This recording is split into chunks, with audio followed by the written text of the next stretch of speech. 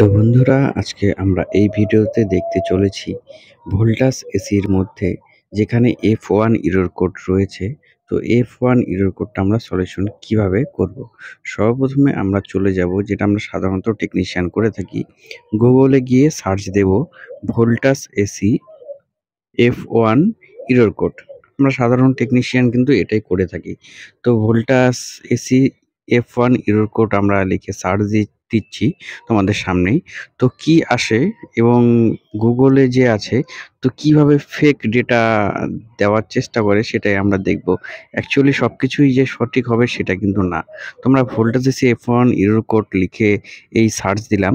তো সার্চ দেওয়ার সঙ্গে সঙ্গে এখানে চলে আসলো the error code show up only when, যখন দেয়ার ইজ যখন ইস্যু হয়ে থাকে কম্প্রেসার স্টার্টিং, মানে আমরা কি করব, আউটডোরে চলে যাব এবং দেখব যে কম্প্রেসার স্টার্টিং এর সমস্যা আছে কিনা। তো আমরা বুদ্ধি করে কি করলাম, যে আমাদের ভোল্টেজ এসির ইনডোর আছে, ইনডোরের মধ্যে আমরা কি করলাম, আউটডোরের লাইন খুলে দিলাম।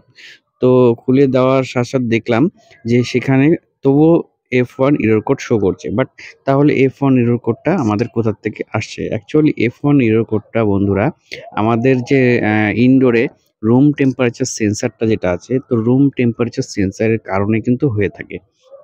তো আমরা যেরকম দেখতে পাচ্ছ ফটোতে, আমরা কি করেছি, যে এসিটাকে খোলার সাথে সাথে দেখলাম যে রুম টেম্পারেচার যে আমাদের সেন্সরটা আছে সেটাকে ইঁদুরে কেটে দিয়েছে, পুরো একদম কেটে শেষ করে দিয়েছে।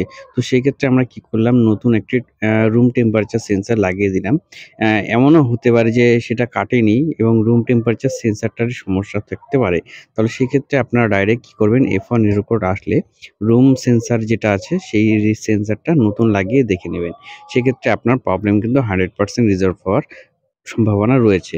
তো গুগলের যে সার্চিং ইঞ্জিনে আছে সেখানে আপনারা যাওয়ার চেষ্টা করবেন না। নরমালি চেষ্টা করবেন যে প্র্যাকটিক্যালি জিনিসটাকে খুলে দেখার চেষ্টা করবেন। ওকে?